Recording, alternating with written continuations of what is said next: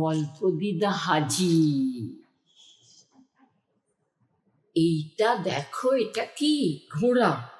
ঘোড়াতে বসে লাল টুপি পরে একটা রাজকন্যা টকবক টকবক টকবক টকবক টকবক টকবক করে যাচ্ছে।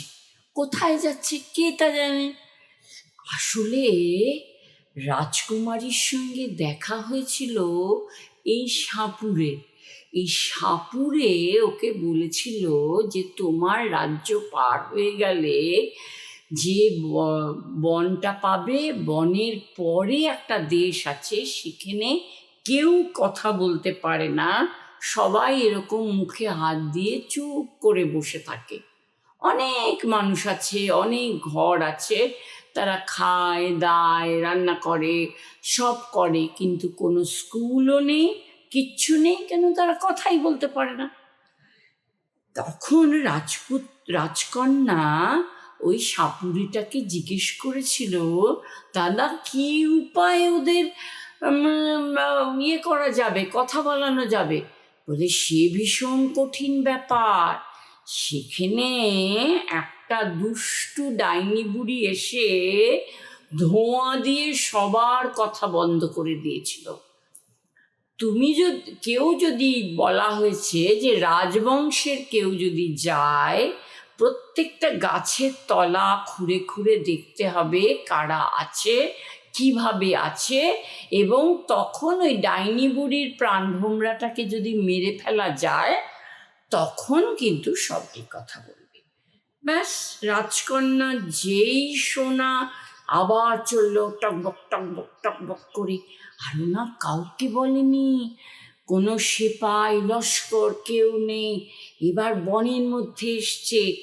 বনের মধ্যে যেই এসছে, তখন এই ছোট্ট পাখিটা বলছে কি, আমি তোমার সঙ্গে যাব, আমি এই ঘোড়ার সামনে বসলাম, আমি তোমাকে পথ দেখিয়ে নিয়ে যাব। ঠিক তাই ওই ছোট্ট পাখিটা পথ দেখিয়ে ওকে নিয়ে এলো। এসে দেখে একটা লোক এরকম করে মুখে আঙুল দিয়ে বসে আছে, কেউ কোনো কথা বলছে না। তখন ও ঘোড়াটাকে একটা জায়গায় বেঁধে পাখিটা ওর মাথার উপরে বসলো, বসে দুজনে এদিক দেখছে এদিক দেখছে এদিক দেখছে। হঠাৎ একটা গাছের তলা থেকে কান্না, উমা, তাকিয়ে দেখে ক খ গ ঘ উ। আরে তারপরে একটা পাশের গাছে গেল, সেখানে দেখলো চ ছ জ ঝ কাঁদছে, তারপরে দেখলো ট ঠ ড ঢ কাঁদছে, তারপরে তথ এই করতে করতে সমস্ত বাংলা বর্ণমালা এলো।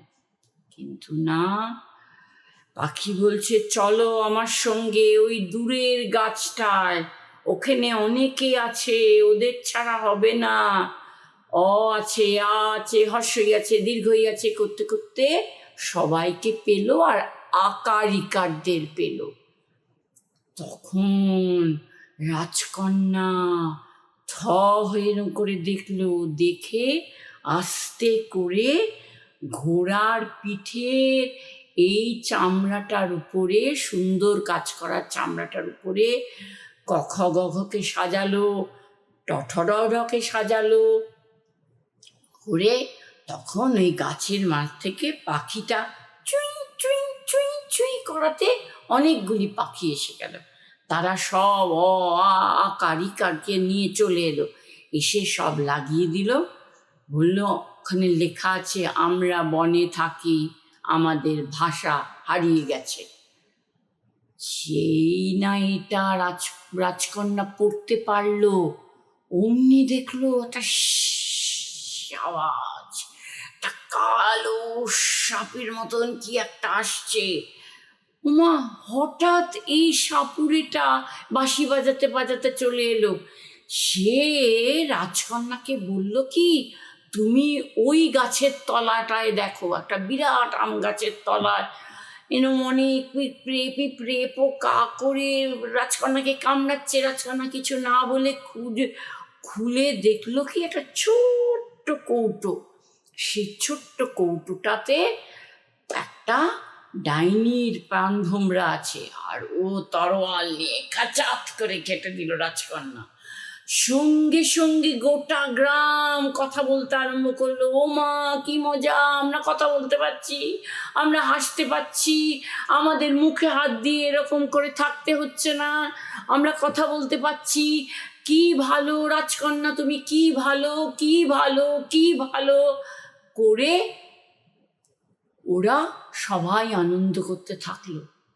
তখন এই সাপুড়েটা বলল, অনেক অনেক বছর আগে, বহু বছর আগে এই ডাইনি বুড়ি এই বাচ্চারা খেলতো, অমুক করতো, তাদের এক একটাকে ধরে ধরে খেয়ে নিত।